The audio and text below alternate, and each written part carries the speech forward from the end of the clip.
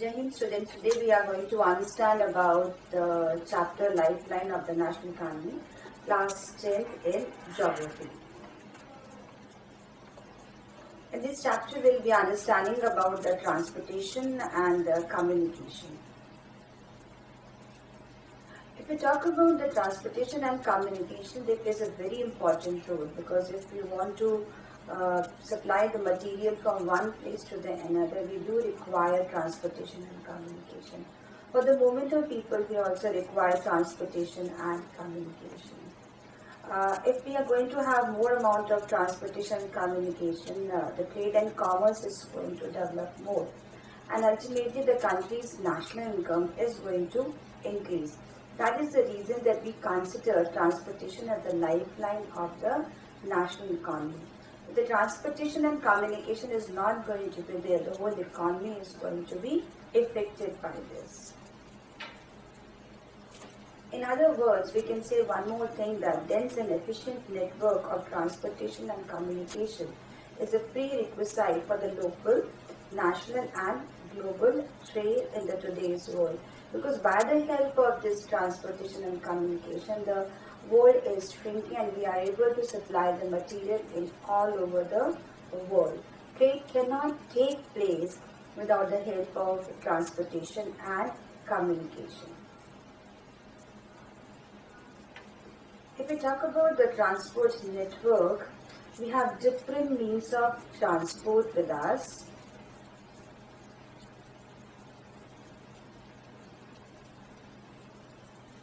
Three means of transport: land, water and air. In the land transportation, we have again different types of transportation, like we have roadways, railways, and the new arrival in the land transportation, that is the pipeline. In the water transportation, we have two types of transportation, that is inland water transportation, that is within the country itself, and the overseas. In air transportation, we have domestic airways as well as the international airways. Let's explore more about this. In the transportation, the first mode of transportation, we have roadways. Now roadways, if we talk about the roadways edge over the railways, because if you want to travel shorter distance, roadways is better means of transportation. We can construct roadways in the areas, in the mountainous areas as well as in the deserted areas. The investment cost is comparatively less. The maintenance cost of roadways is also less than the railways. Another thing is it's more economic. Loading and unloading costs become comparatively less. Plus, roadways act as in feeder services to the railways as well as airways. That is the reason that we consider roadways a better means of transportation than the railways. If we talk about the classification of the roads, we have two types of classification. One classification is on the basis of the material which we use. On the basis of material which we use, we have two types of roads which we call as a metal and unmetal road. Metal road, we also call it as a pakka road. Unmetal road is also been called as a kacha road. Now, metal road, they are the all-weather road. They are going to remain as it is throughout the year. But if we talk about the unmetal road, they are going to become muddy during the time of heavy rainfall. Another classification of the roadways we have on the basis of the capacity. On the basis of the capacity, we have 6 categories of road with us. Out of which we have the first category, which we call as an expressway or the superhighways.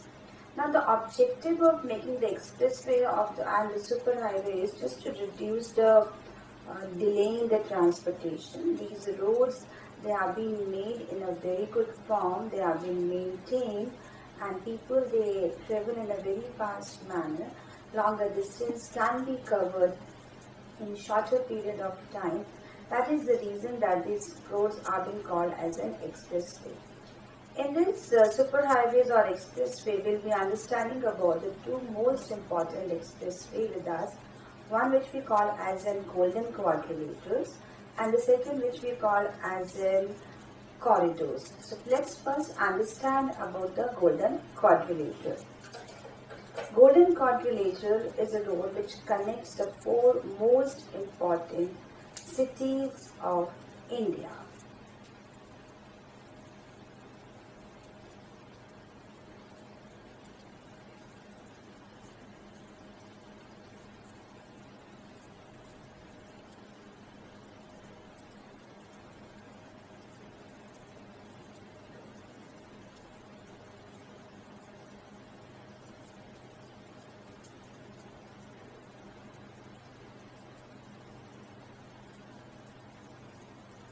Now this golden quadrilateral connects Delhi to Kolkata, Kolkata to Chennai, Chennai to Mumbai, and then again from Mumbai to Delhi.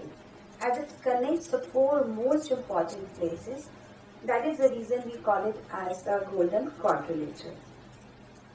You can see certain pictures they are being given over here for the golden quadrilaters and the corridors. You can see from the map as well. In the map, it's being given by the help of the yellow line. That is the reason we call it as a golden quadrilateral, because it connects the four most important places: Delhi, Kolkata, Chennai and Mumbai in the shape of the quadrilateral. Second, we have which we call as in corridors. We have two corridors with us. One is which we call as a north-south corridor, and the second which we call as an east-west corridor. Let's understand with the help of the map as well.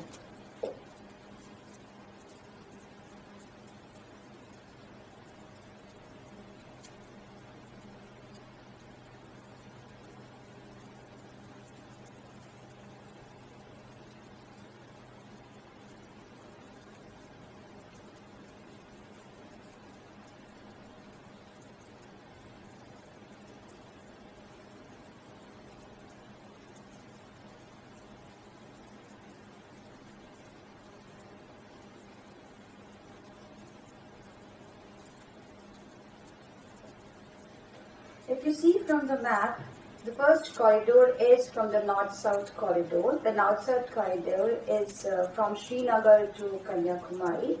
The northernmost terminal of north-south corridor is Srinagar, and the southernmost terminal is the Kanyakumari. Another corridor we have east-west corridor. Now, east-west corridor connects the east to west part of the country, and the two terminals for the east-west corridor are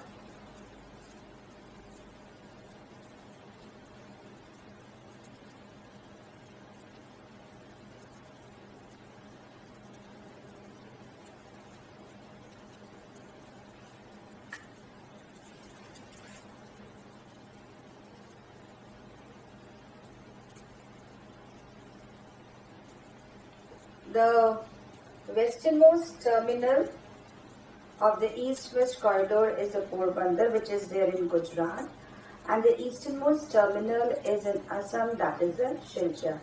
So two corridors, north-south corridors. North-south corridor starts from Srinagar to Kanyakumari, and east-west corridor which starts from Porbandar to the Silchar. We can see the map which is being displayed over here also. Another we have the other transport. The first we have studied, that is the superhighways or the expressway, where you have understood about golden quadrilateral and east-west corridor. We have other highways, that is the national highways. National highways has been taken care by the CPWD, and we have certain national highways which are very, very important to understand. Let's understand about all those national highways.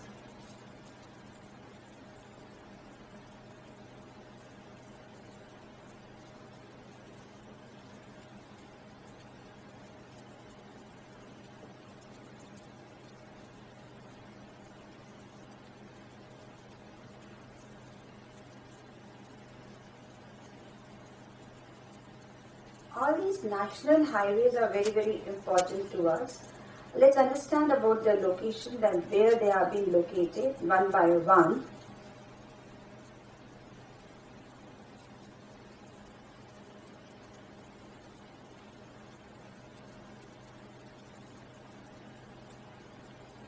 National Highway 1, which connects Amritsar to Delhi,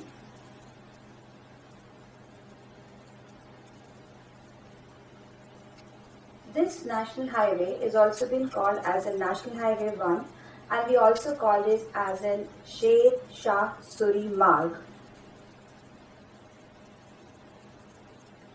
National Highway 2 connects Delhi to Kolkata.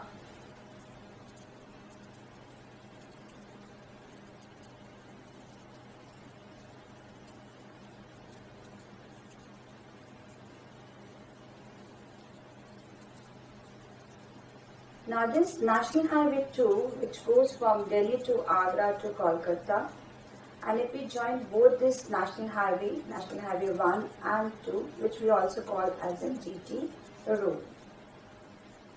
Another national highway which is very, very important to us is the National Highway number 7,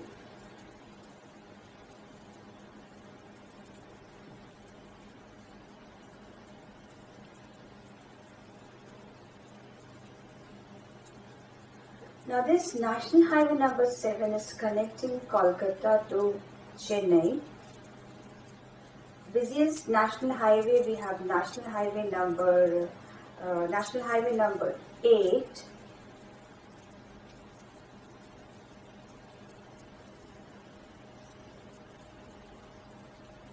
which is connecting the two important major cities, that is Delhi and Mumbai.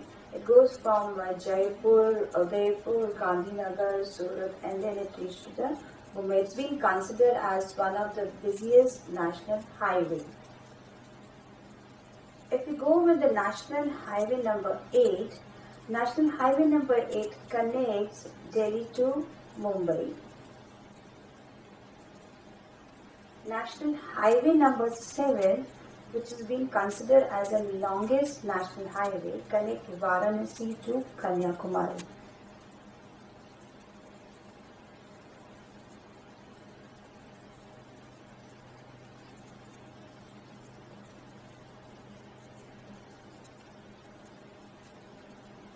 And if you go to the National Highway number 15, it covers the major area of Rajasthan, the border area of Rajasthan.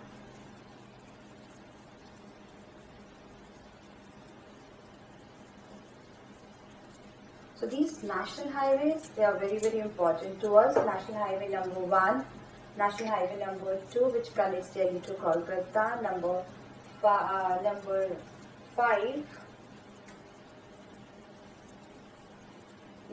which connects Kolkata to Chennai. National Highway number 7, which longest national highway from Varanasi to Kanyakumari. And National Highway number 8, which connects Delhi to Mumbai, and 15, National Highway number 15, which covers the border area of the Rajasthan. Next national highway, we have the State National Highway, which connects the area within the state itself, and it is being taken care by the PWD. Next, we have the District Road, which connect the different places within the district itself. It's being taken care by the Jilla Parishad. Another, we have Village Road or the rural roads. They are generally the Kacha Road, and they are being taken care by the Gram Panchayat. Government gives a certain amount of money to the Gram Panchayat, and they employ the people from the village area, and they construct the road within themselves to connect the different villages of the village. And then we have another important road which we call as a border road. Border roads, they are being there near the border areas, especially in the area of Jammu and Kashmir, Himachal Pradesh, the northeast part of India. The idea of making the border road is basically because these are the area which are being prone to the landslide.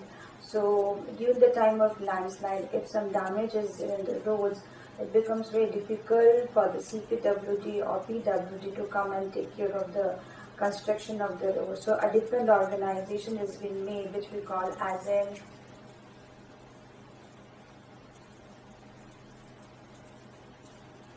BRO, that is the Border Road Organization, which was established in the year of 1960, and it connects the most important places, and the idea of making was to connect this hilly area to the plains so that we can supply the material as well as the arms and ammunition to these particular places. So on the basis of capacity, we have studied about 6 roads: expressway, national highways, state highways, district road, village road, and the border roads. The classification is on the basis of the capacity.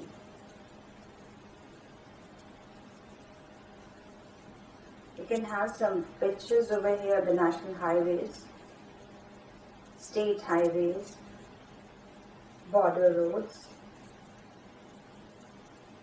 Now even the roadways faces a lot of problem because they are inadequate. The amount of population which is there in our country, we don't have that much amount of roads. So that creates a lot of traffic jam, a lot of congestion over the roads. 43% of roads are unsurfaced. They are not metal. So they become muddy in the time of the rainfall.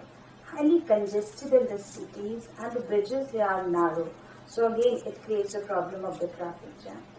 Another one is road amenities are not sufficient over there. So people, they face a lot of problems regarding the amenities as well as at the time of the emergencies also.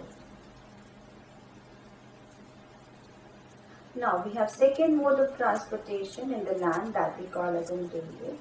Now railways are again the principal mode of transportation to carry the heavy and bulky goods from one place to the another, as well as to travel for a longer distance from one place to the another.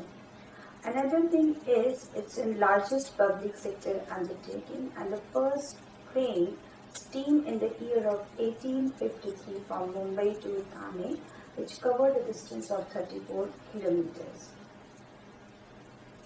If we talk about the railway distribution network in our country, it's not even, it is uneven. In fact, the distribution of railway network depends upon 3 major factors, that is, one is physiographic factors, economic factors, and the administrative factors. Let's explore about all these factors. So if we talk about the physiographic features, we have certain areas where we have mountains and desert. So there the construction of railway tracks becomes very difficult over there. So there the distribution network is comparatively low. In the plain area where we can construct the railway tracks and the railway station in a very easy manner, there will be finding the number of railway tracks more. Another factor, we have the economic factors. Wherever we'll be having the more amount of population, the economic activities are going to be more. So for the transportation of people, for the transportation of material, whether it is the final goods or the raw material, we do require the railway network over it. So you'll find the railway network in these regions comparatively more. Where we have less economic activities, there the railway network is going to be comparatively less. Another factor, we have the administrative factor, that is the taking care of the railway tracks and the stations. Let's understand with the help of certain examples over here. Now if you see in the northern plains, we have a vast land, high population density, rich agricultural resources. So that provides the most favorable conditions for the construction of the railway tracks over there. So we have high amount of railway tracks in this particular area. In the hilly terrain of the peninsular region, the railway tracks are being laid over the low hills. Gaps, tunnels are there. In the Himalayan region, again, it's very difficult to lay the railway tracks because we have to make the tunnels over there, high relief features are there, less amount of population is there, and the lack of economic opportunities are also there. So here you'll find less amount of railway network over there. In the same manner, if you go to the sandy plains of western Rajasthan, There are also less amount of railway tracks are going to be there. Even in the swamp of Gujarat and the forest areas of Madhya Pradesh, you'll find less. So we have these three factors which are responsible for the railway network in our country, and that is the reason that the railway network is not at all uniform. In some areas you'll find more amount of network, in some areas you'll find less amount of network. We have a new railways which we call as the Konkan Railways. The Konkan Railways is here. The Konkan Railway is in the area of Mumbai, coast area of Mumbai and Goa. And now when we started the construction of railway track over there, we found a lot of problems over here because the soil is soft over there. So the railway tracks, they were sinking, and this is an area where we do receive a high amount of rainfall, and parts of Western Ghats is there. So the landslides were also taking place. These are common problems which we were facing when the Konkan railways, they were constructed over there. Even the Indian Railway is facing a lot of problems. People, they travel without tickets, did not take care of the railway property, damage the railway property, unnecessary pulling of chains, stopping the rain, which will affect the schedule of other trains, attack of terrorists, bomb blasts. So these are certain problems which are being faced by the Indian Railways. Now, the third mode of transportation in the land, we have the pipeline. Pipeline, as I told you, it's a new arrival in the transportation. Only the investment cost is high. Subsequent cost of the pipeline is zero, because once we have laid down the pipeline, we don't require any other further investment, and it is being used to transport the crude oil, petroleum, natural gas to the fertilizer industries and big thermal power plants in our country. We have certain major pipelines in India. You can see from the map, all these pipelines, they supply the crude oil, natural gas to different parts of India. Major pipelines, we have certain major pipelines.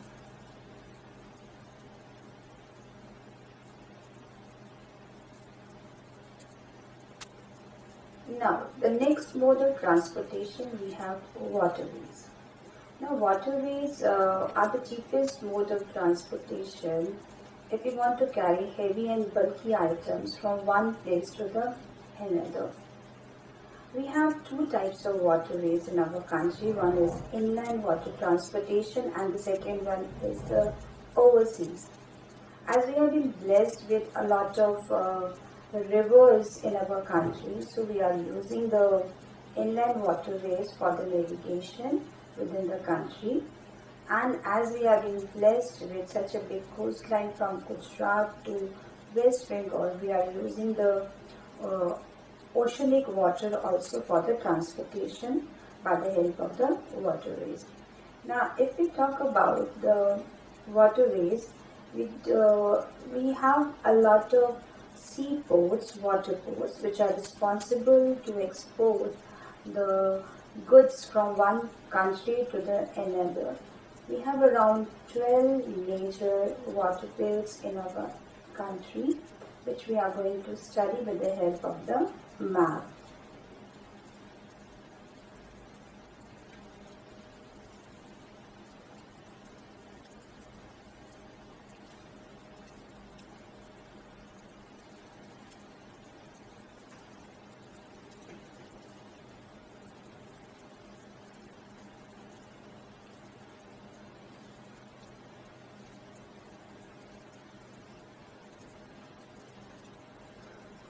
The waterways, the water seaports, they have been divided into two parts, western ports and the eastern ports. So one by one we will be understanding about the ports which are there on the western coast, and then followed by the eastern ports.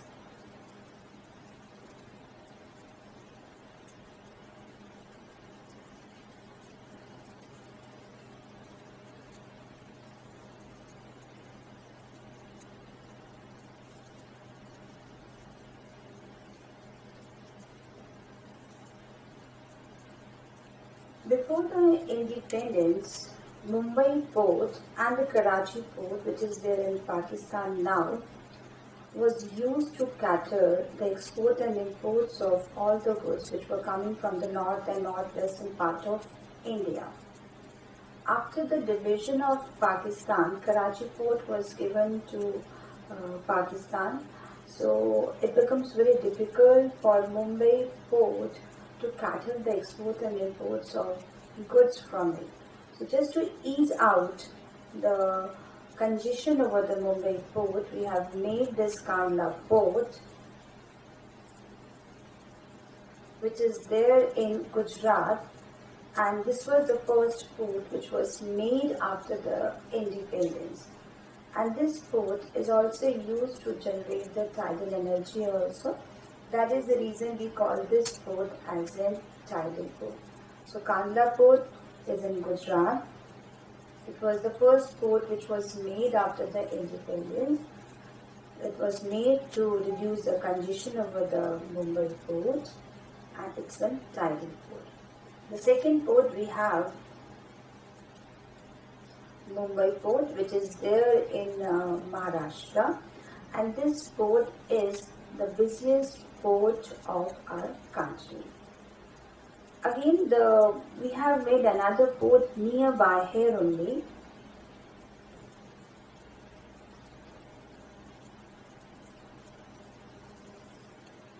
which we call as in Jawaharlal Nehru port, which is there again in Maharashtra. This port was made to reduce the congestion of Mumbai port. It is also called as a subsidiary port. Let's see with the map also.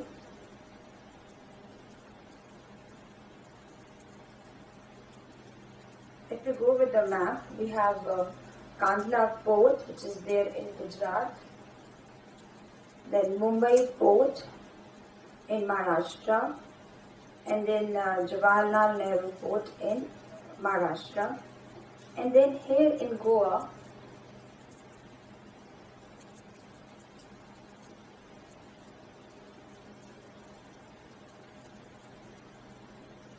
we have Marmigaon port.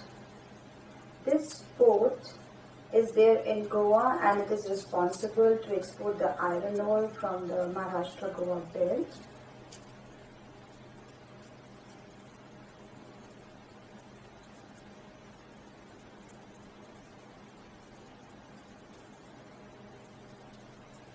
In Karnataka, we have New Mangalore port.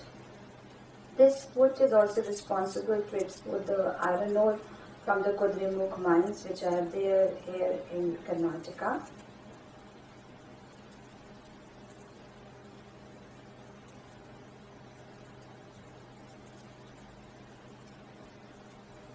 Kochi port, which is there in Kerala. This port is also lies near the entrance of the lagoon. So we have around 6 ports.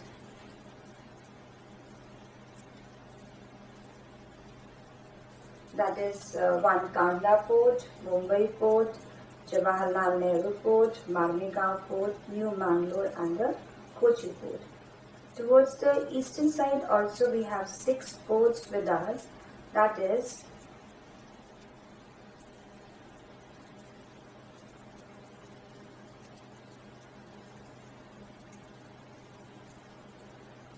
Tuticorin port, which is there in Tamil Nadu.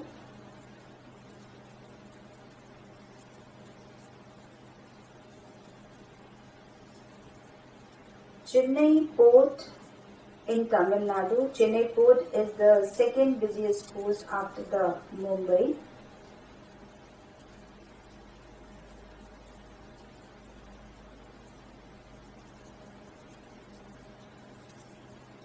Visakhapatnam port, which is there in Andhra Pradesh.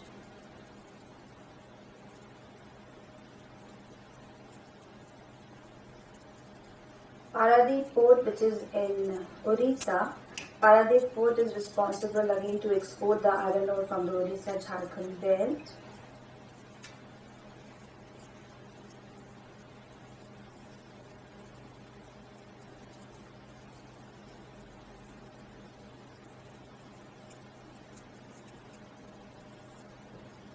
Kolkata and Haldia port, which are there in West Bengal. Haldia port is again a subsidiary port to the Kolkata port.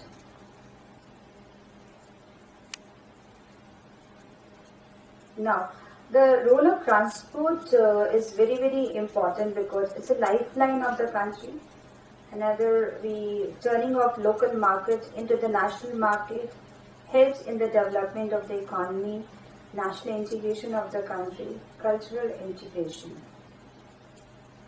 Communication, again a very important process in which the messages are sent from one person to the another.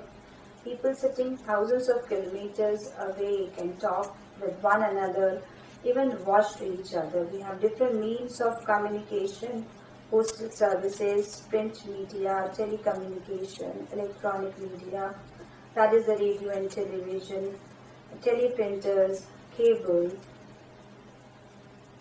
Airways, if we talk about airways, it's the fastest means of transportation, and we cover the difficult terrains by the help of the railways like high mountains, desert, dense forest. The northeast part of the country are marked with the presence of big rivers, dense forests. So during the time of the frequent floods, we use the airways for the air transportation. We have certain important airports which are very, very important to us. One is that is in Amritsar, Raja Sanchi International Airport. Second one in Delhi, that is Indira Gandhi International Airport. Third is in Kolkata, that is Netaji Subhash Chandra International Airport. In Mumbai, Chhatrapati Shivaji International Airport. In Chennai, that is the Meenam Bakkum International Airport. So these international airports are very, very important to us. Trade, again, trade is very, very important. The exchange of goods among the people, state, countries is being referred as a trade. It's an exchange of commodities with each other. We have three different types of trade with us: regional trade, local trade, and international trade. If we talk about the regional trade is between the two different regions. It can be from one state to another.